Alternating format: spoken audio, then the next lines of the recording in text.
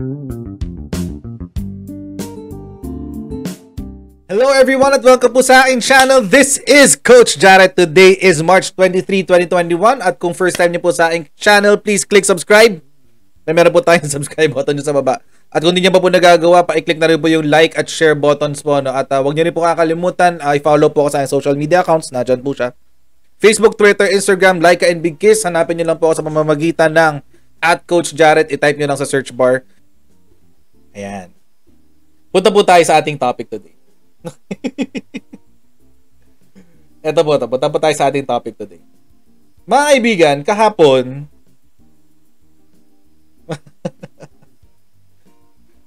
mga kaibigan, andito po yan. Ay, hindi pa tayo start, Shane Cruz. Ano lang yun, parang intro lang yun. Nagkataon lang na may na gusto ko rin siyang i-mention pero hindi na ako naglagay ng detalye. Kasi hahaba na naman yung yung topic, magtatatlong topic na naman tayo. But anyway, ito pong sabi ni Yusek Maria Rosario Vergiere. Okay.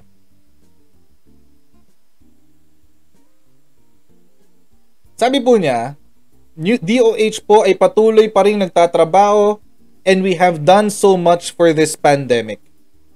Agree ako dyan. Si Duque lang naman walang ginagawa eh. Pero yung mga taong nasa ilalim niya, nagkukumahog, mga kaibigan talaga. Nagkukumahog talaga yung mga tao sa ilalim niya. Lalo na yung mga nasa public hospitals. Agree ako dito, sinabi ni Vergere. We are not saying that we have a perfect response.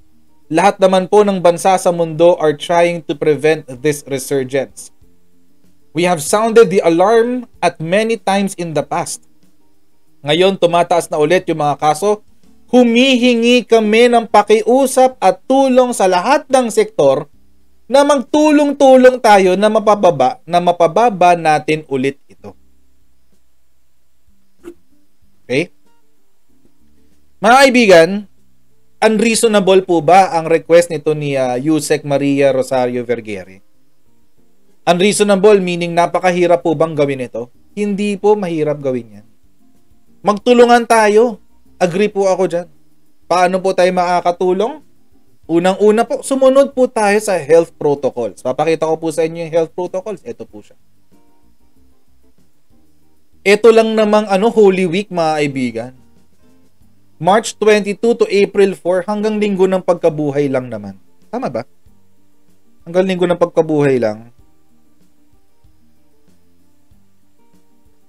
Tama. Hanggang next week pala, hanggang Holy Week. So mga kaibigan, ito lang po yung nire-request ng ating administrasyon. Travel in and out of NCR, meron po silang nilabas na i-share ko na lang po ito sa aking Facebook page. Pero isa po sa kanilang mga ni-require o sana ay gawin natin ay ito, all mass gatherings including religious activities are prohibited. Bawal po. Only weddings, funerals, and christening are allowed but limited to 10 people. Okay. Mga kaibigan, may masama po ba dyan? Wala naman hong masama dyan. Okay?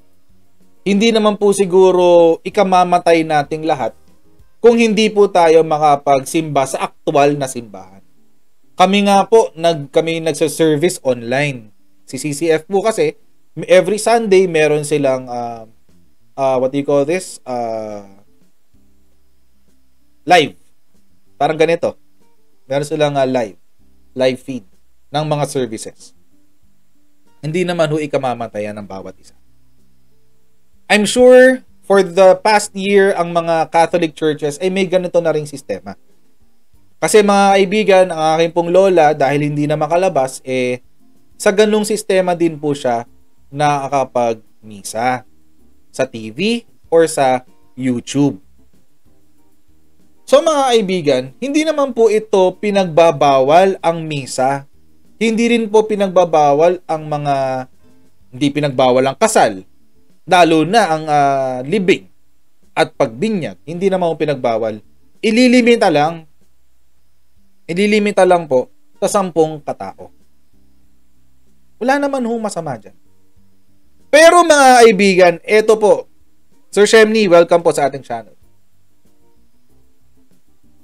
Ito po yung ano ito po yung para sa akin po hindi magandang gawain. Ito po.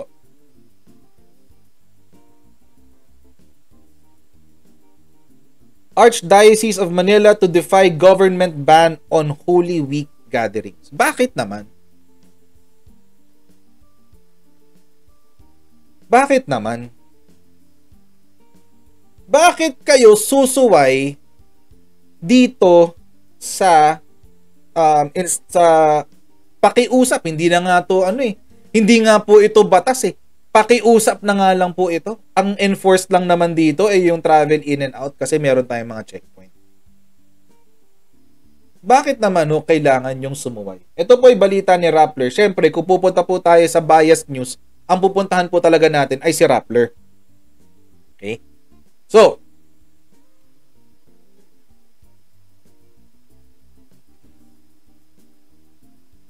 Ayala Mall, South Park. Shoutout kay Ed Gonzalez Angeles. Ayan, shoutout sa iyo. Ayan. Anyway, going back. So, ito pong si Bishop Pabilio. Ito po ang kanyang sinabi. Okay? Saan na ba?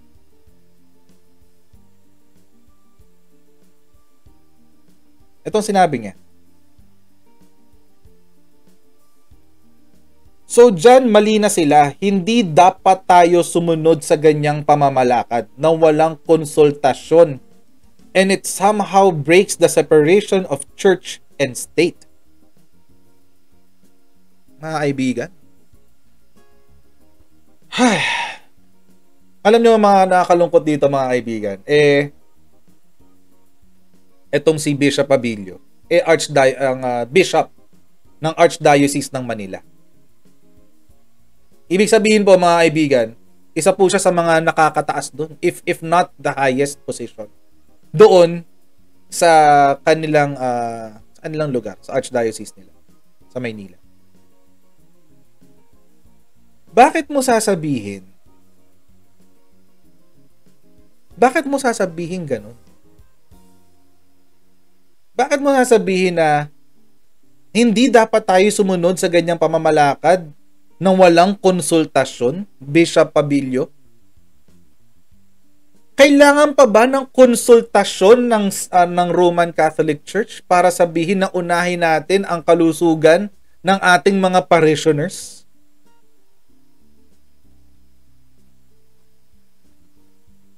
Ay.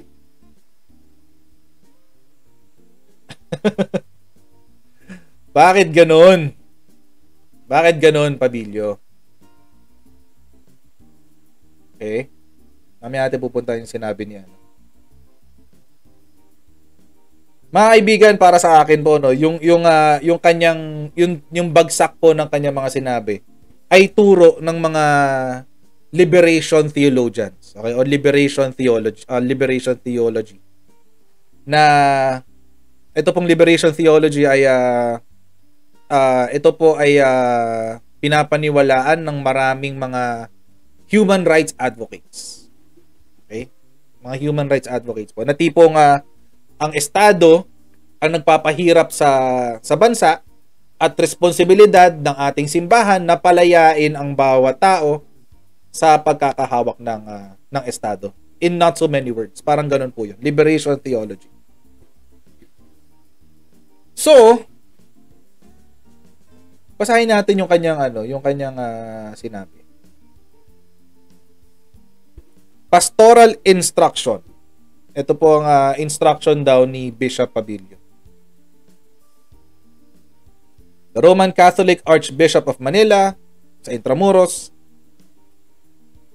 Sabi niya, we worship the Lord even in these days of pandemic. It is sad that we will again be physically limited during the holiest days of the year for us. We follow the minimum standards of the health protocol, but we continue to pray and worship the Lord. We will not have any religious activity outside of our churches such as cenaculo, pabasa, processions, motorcades, and bisita iglesia. But within our churches starting March 24, we will have our religious worship within 10% of our maximum church capacity. Mga kaibigan, wag sanang ganun. Thank you very much, Sarah Henica Toribio, sa inyo pong super chat. Sa amin, kung kinakailangan talaga sumunod kaysa ikaw ang magmulta o swab test, edi mag-live stream na lang. Sunod na lang kami kaysa reklamo.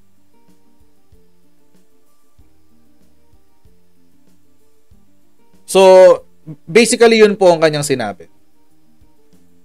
Let the worshipers be spread apart within our churches using the health protocols that we have been so consistently implementing. Bishop Pabilio, ang punto po kasi dito, Bishop Pabilio, ay hindi yung social distancing.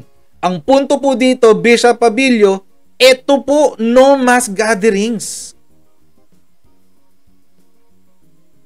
Bakit kayo ganyan? Mga kaibigan, this is not a criticism of the Catholic Church. Far from it. Hindi po ito kritisismo ng simbahang Katolika. Okay? Kahit ako po, hindi na po Catholic. Dati po Catholic ako, pero ngayon hindi na. Hindi ko naman po i-encourage na mambastos tayo ng ibang religion. Hindi ko po gagawin yan. Ever. Hindi niyo po yan maririnig sa aking channel. Not anytime. Hindi niyo po maririnig sa akin yan. Not now, not ever. Pero mga kaibigan, napakasimple naman po nitong instruction na to. 2 weeks lang naman. 2 weeks lang. March 22 to April 4. Select locations lang. Metro Manila, Bulacan, Cavite, Laguna, Rizal.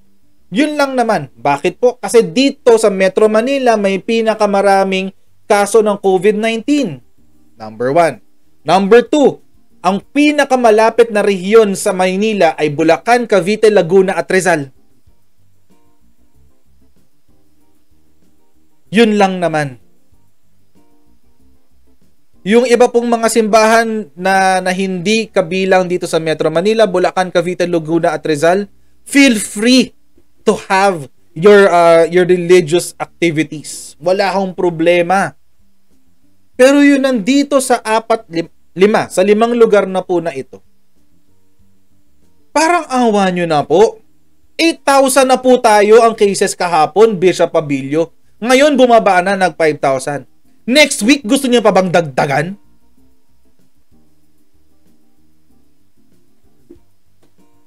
Bishop Pabilio naman. Bishop Pabilio naman. What? I'm so speechless. Bakit po ba napakahirap nyong pasunurin ng Catholic Church? Bakit ayaw niyo pong sumunod ng mga devotees, ng mga Catholic worshipers?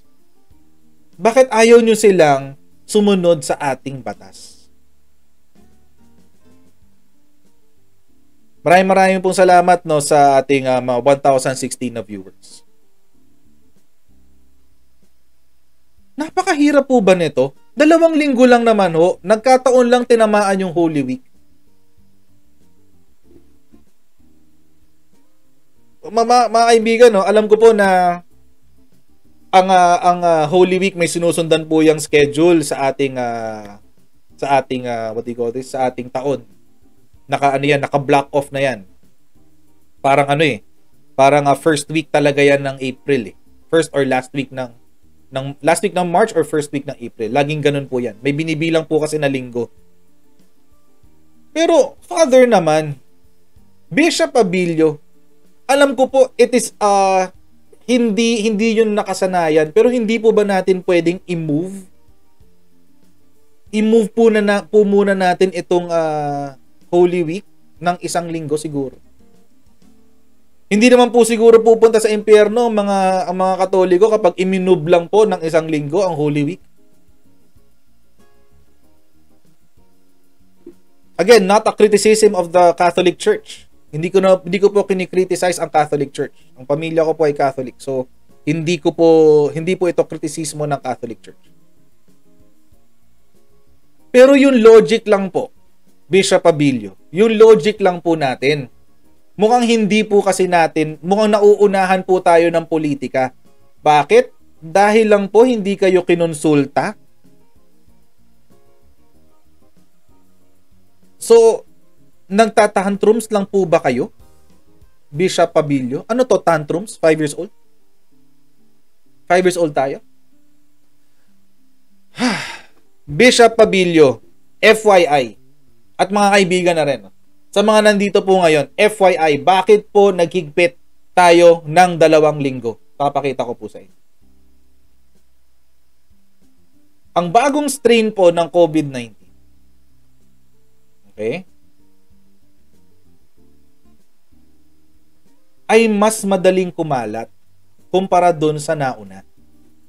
Mutated version na po kasi ito, mga kaibigan. Mutated version, ibig sabihin, mas matindi siya dun sa dati. Evidence of the variant being more contagious is mounting, with the UK's Office for National Statistics reporting that it now accounts for more than 60% of positive tests in England, where case numbers have hit record highs, and more than 80% in London.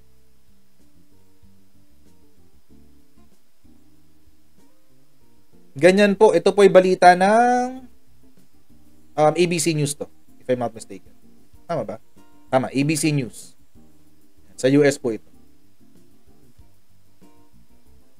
Mas mabilis po siyang kumalat. Mga kaibigan, no, napansin nyo, simula nung kailan ba bumaba yung COVID-19 cases? Balikan natin to. Medyo hindi na updated to, pero bumaba siya ng ito yung pinakamababa niya. December 24 to December 30, 2020. Ito po yung pinakamababa niya. Okay? From December 24, steady po ang pagtaas niyan hanggang last week, 40,502 cases ang naitala.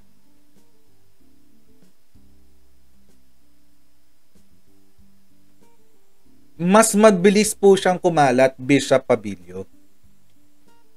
Sabihin na po natin kung meron po kayong 10 na a-attend sa inyong misa, kung titignan po natin sa 60%, okay, kung 60% po, ibig sabihin, sa 10 a-attend sa inyong misa, pag may nakapasok dyan na may UK variant, 6 agad ang mahahawa.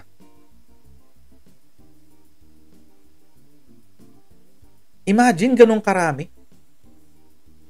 Sa 10 na papasok, 6 agad ang mahahawa. Sa 100, 60 agad yung mahahawa. Yung 60 na yon uuwi sa mga pamilya nila.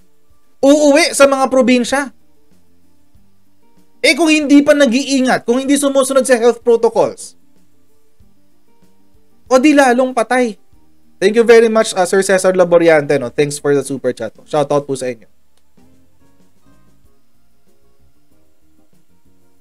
Imagine, kung 100 yung umaten sa simbahan, 60% agad-agad. Kung may nakapasok doon na may COVID-19 na bagong strain, yung UK virus. Okay? 60% eh. 60% ang potentially pwedeng mahawa. 60 agad yun na tao. Sa 100 na kataong umaten. Yung 60 na yon, sabihin na natin merong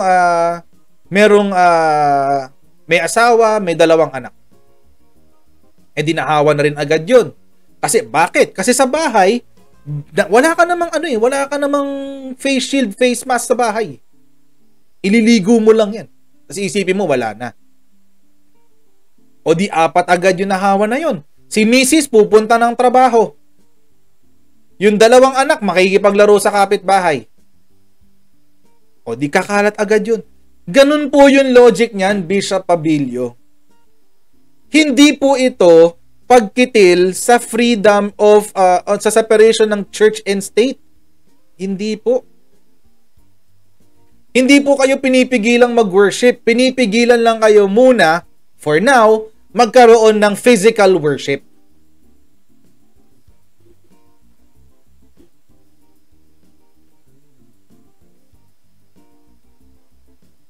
Yun lang po ang pinipigilan natin dyan. Example po, mga kaibigan. Naalala niyo po yung translasyon. Yung translasyon, mga kaibigan. Uulit-ulitin ko po to habang nandito ako sa live na to kasi sigurado ako, one of you, isa sa mga nanonood sa atin dito, ay hindi talaga viewer. Baka troll lang or something. So baka kukuha lang ng mga sasabihin ko tapos ibabato kong kanino-kanino. Ulitin ko po, hindi po ito kritisismo ng kahit anong relihiyon. I'm just stating facts. Ulitin ko po. Naalala niyo po yung translasyon. Tingnan niyo po yung translasyon. Translasyon po yan. Sweet Justice, maraming pong salamat. Shoutout po sa inyo. Balita to ng interaction, no? Philstar po yan, ang interaction. Translasyon 2021. January 4 po ito. 2021. Okay? January 4 po yan. Tingnan nyo. Buti pa nga dito, may konti pang order. Eto.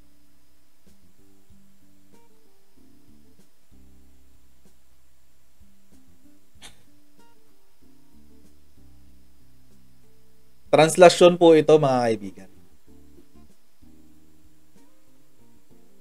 Ayan si Kuya, oh. May face mask pero nakababa. Si Kuya din, ayan, naka-face mask pero nakababa. Oh, anong pa ba? Eto si ate, wala talaga kahit ano. Ayan. Hanap ka pa dyan ng mga hindi sumusunod sa protocols. Mahirap na po kasing i-manage pag ganito karami. Mahirap na po itong bantayan pag ganito na karami. Oh, ito si Kuya. Nakababa yung kanyang ano ba yan? Pantakip sa ilong niya habang nagmomotor. Marami pa yan. Hindi sila nag-iisa, yung mga pasaway na to. Hindi sila nag-iisa.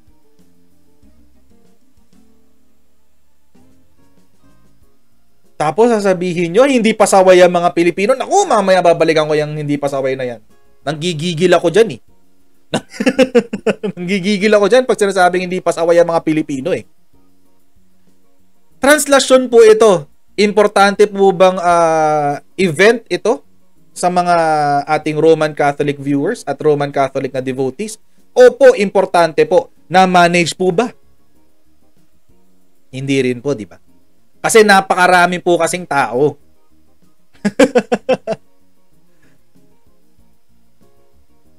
Ito pa. Oh, ito nga isan, nagtanggal na rin eh. Pulis yan.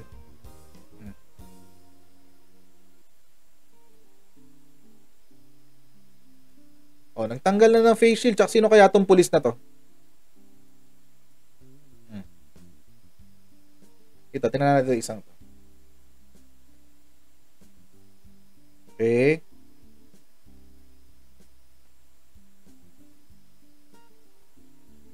Parang ito rin yung kanina. Ito rin yung kalbo kanina eh. Mukhang nasita na. Mukhang nasita na sila.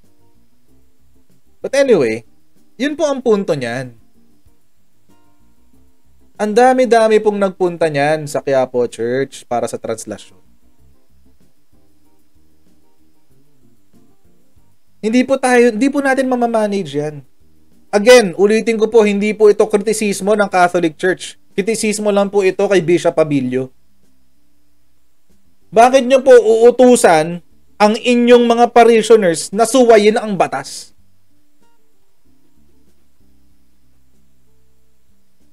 As if hindi naman makakabuti sa inyo yung batas na yan. Bakit? Kasi mga kaibigan, ito pong si Bishop Abilio, siya mismo nagka-COVID.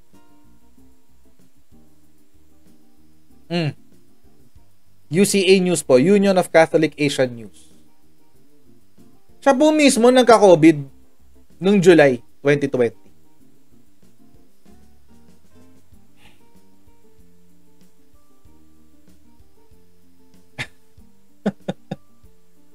So Bishop Abilio, alam niyo po ang feeling, alam niyo po ang pakaramdam ng taong nagka-COVID.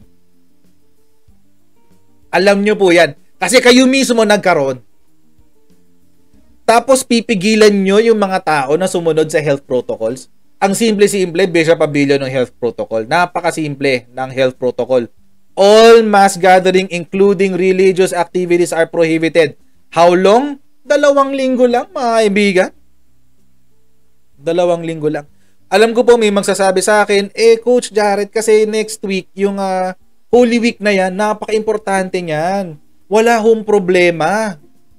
Wala hong problema doon sa Holy Week. Hindi po ba natin pwedeng i-move ng 1 week later ang Holy Week?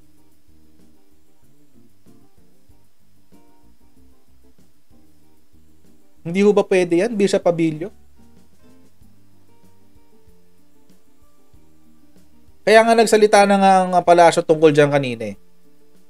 Huwag mo udyukan yung mga naniniwala. Don't urge the faithful to defy health protocols. Ang sabi po ng Malacanang kay Bishop Abilio. Tapos dahil sinabi to, mga kaibigan, expect nyo po bukas na bukas. I-expect nyo po, sasabihin ni Bishop Abilio, pinipigilan ng estado ang pagpapractice ng religion. Ang freedom of religion ay in danger na rin, hindi na lang freedom of speech. Wow. Kapag sinabi yan ni Bishop Abilio bukas, bang level ka na talaga, Bishop Abilio. Nagtataka ako kung bakit bishop ka pa. Kasi mga kaibigan, ito medyo may may konting Bible study lang, mga kaibigan.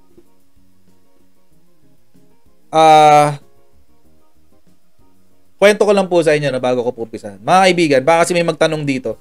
Mahilig kasi may mga trolls dito minsan na magtatanong, abogado ka ba, etc. Mga kaibigan, ito sasabihin ko na po diretso sa inyo. Ako po, mga kaibigan, tapos po ako ng seminary. Tapos po ako ng seminaryo. Meron po akong bachelor's degree in theology. Hindi po hindi po joke time yan, hindi po yan fake news. Legit po yan. Gusto niyo pakita ko pa sa inyo diploma ko. Wala lang dito. Wala lang sa studio ko. So, mga kaibigan, bago po basahin na itong gusto ko po munang sabihin yun. Kasi sigurado ako may magsasabi dyan, sino ka ba? Ganyan. Pare yung kausap mo, etc. Mga kaibigan, yun po nga aking background. Ako po ay tapos sa seminaryo with a Bachelor's of Theology at nagpastor din po ako for 2 years. No, mga una-una ko pong nung unang akala ko po tinatawag po ako sa ministry.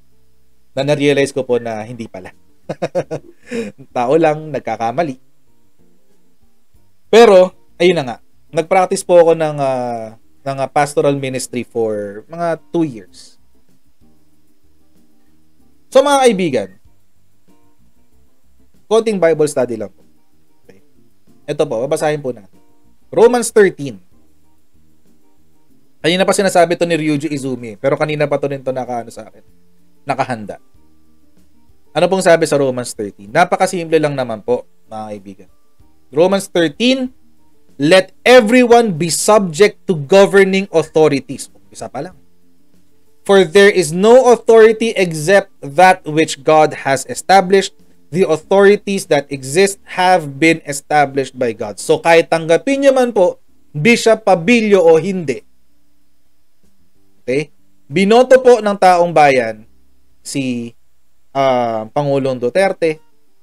Also, dahil binoto po siya, hindi po natin alam kung paano po tumrabaho ang Panginoon dyan, pero ang sabi rin po sa Bible, the heart of the king is in the hands of the Lord, and He will turn it wherever He wants to go. So, malay natin, hini po ng Panginoon ng puso ng bawat tao sa Pilipinas para iboto si Pangulong Duterte. Hindi po natin na masisiguro yan. Pero, yun pong sinasabi ng Biblia dyan. Ang ating pong estado ngayon, yung state, yung governing authorities, ay nilagay po dyan ng Panginoon kahit hindi po natin gusto.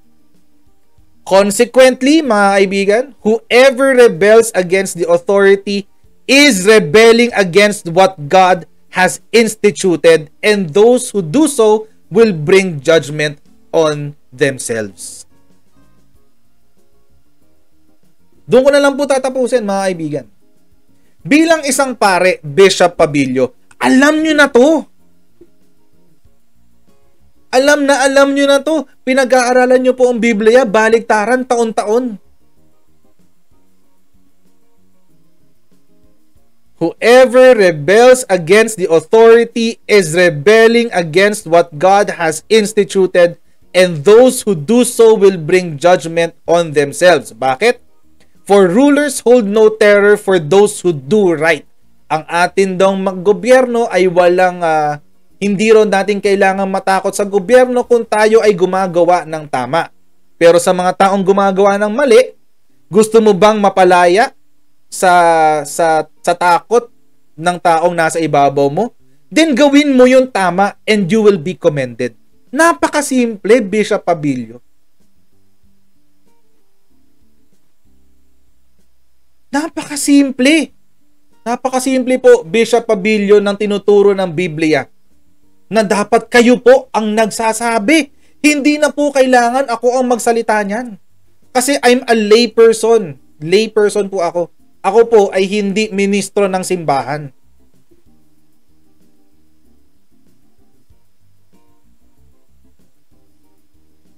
Bishop Abilio, kayo po, ibinuhay nyo na po ang simbahan.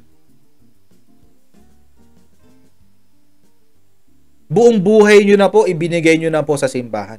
Buong buhay nyo na po, ibinigay nyo na po sa pagtuturo ng salita ng Diyos. Bakit po ninyo sinasabihan ang inyong mga tagasunod na hindi dapat tayo sumunod sa ganyang pamamalakad ng walang konsultasyon? Bakit? Mga kaibigan, malapit po sa puso ko tong religion kasi hindi po ako religious, pero ako po ay pinipilit ko pong maging mabuting tao sa pamamagitan ng aking religion. Pinipilit. Hindi po perfect, pero pinipilit. Pero mga kaibigan, hindi naman tama.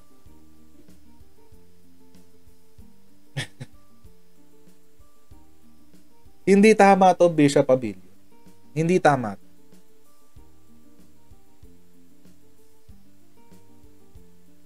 Kahit sabihin nyo po na kayo po ay pare at bishop na po ng inyong archdiocese, hindi naman po siguro kayo exempted sa tinuturo ng Biblia, no?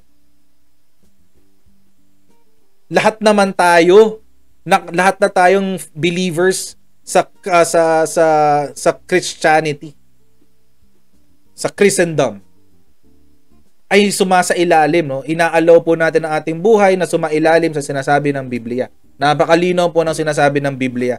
Bishop Abilio, bakit nyo po tinuturuan na kumontra ang mga tao sa Biblia? Wag naman po sanang ganun. I'm sure this is not the whole of Catholic the Catholic Church. Hindi naman po siguro ito yung buong Catholic Church, mga kaibigan. I'm hoping na it is not the whole of the Catholic Church. I'm sure. May kutob po ako, si Bishop Abilio lang to. Pero sana naman po, Bishop Abilio, wag po tayong ganun. Maraming salamat, Charlie Mendoza, sa inyong super chat. Maraming po salamat. Shoutout po sa inyo. Kaya mga kaibigan, yan po ang ating unang topic. Yan po ang ating unang topic, mga kaibigan. Bishop Abilio, okay, sa mga Roman Catholics na nandito ngayon. Again, ulitin ko po, this is not a criticism of the Roman Catholic Church. Hindi po. Hindi po ito kritisismo ng simbahang Katolika. Dahil lang kayan po mga kamag-anak, akin po mga minamahal sa buhay, karamihan po sa kanila ay mga Roman Catholics din. So, hindi po ito kritisismo ng Roman Catholic Church. And ang aking pong channel ay hindi nabubuhay para sitahin ang mga religious institutions dyan. Hindi po. Ang aking pong channel ay nabubuhay para i-educate ang mga Pilipino sa kung ano ang nangyayari sa balita at kung paano dapat natin intindihin ang nangyayari sa Pilipinas. Mga kaibigan, ito pong sinasabi ni Bishop Abilio. Yan po ay hindi turo ng Biblia, number 1. Number 2, kung totoo po tayong Katoliko o totoong Kristiyano, dapat po ang sinusundan po natin ay ang turo ng Biblia. Hindi lang po turo ng mga tao na nag-i-interpret ng Biblia para sa atin. Hindi ko po sinasabi na lahat ng Catholics ay mali. Ang sinasabi ko lang po ay si Bishop Pabilio ang mali. Siya po ang may mali dito. Sana po kung meron pong paring naikinig sa atin. Kung meron pong pare pong naikinig sa atin. Please try your best to separate your political opinion and the teachings of the Bible. Please lang po. Huwag niyo pong pagsamahin sa inyo. Wag na po kayong magturo sa homily na kung paano dapat ibabagsak ang gobyerno o kung gaano kasama ang régimen Duterte, etc., etc. Ang homily po sa mga pari po na naikinig po sa atin, kung meron man pong maikinig sa atin. Ang homily po ay para papurihan ang salita ng Diyos at para maintindihan namin mga taong hindi nakakaintindi masyado ng salita ng Diyos ang mga turo niya. Huwag po natin haluan ng ating politika. Let us not corrupt God's word with our politics. Huwag po natin sirain ang salita ng Diyos dahil sa ating politika. Hay. Mga kaibigan, passionate ako dyan sa sa God's word. Kasi ako mga kaibigan, I try my best na irespeto yan. Mahirap, syempre. Pero, as much as possible, we try our best to live the way God wants us to live. Kaya kapag may mga ganyan-ganyan na mga political leaders, mga religious leaders na nakikisaw-saw sa politika, isa lang po ang tawag ko sa mga ganyan hypocrites. Mga Pariseo, mga Saduceo, mga Sanhedrin, ganyan kayo. Ay. Anyway. Alam niyo naman po 'yan, di ba? Pariseo, Saduceo at Sanhedrin. Yung mga pumatay kay Jesus. Mga pari pong katulad ni Bishop Pabilio. Ganun po sila. Pariseo, Sanhedrin, tsaka Saduceo. Sa mga kapatid po nating Roman Catholics dyan, wag po ma-offend. Ito po ay kritisismo muli. Ulitin ko lang po. Ito po ay kritisismo hindi ng Catholic Church kung hindi ng isang pari lamang. Yun lang. So, once again, maraming pong salamat sa inyong pong pag-join sa atin today. Umabot po tayo ng mga round 1, 2. Maraming pong salamat sa inyong pagsali sa atin. Huwag niyo pong kalimutan mag-like, share, and subscribe sa ating channel. Huwag niyo rin pong kalimutan i-share yung ating mga replays. Napalaking tulong po na pag-share niyo ng ating mga replays. Also, mga kaibigan, huwag niyo pong kakalimutan i-follow din ako sa aking social media accounts. Facebook, Twitter, Instagram, Laika, and Big Kiss. At sa mga kaibigan po nating nasa abroad, God bless your day and may it be as productive as it was yesterday. Sa mga kaibigan po nating nasa Pilipinas, God bless your rest and may your tomorrow be as productive as well. Maraming pong salamat. I'll see you all tomorrow at 11 p.m. God bless you and I'll see you tomorrow on the next Coach Jarrett Live. Bye everyone. See you all tomorrow.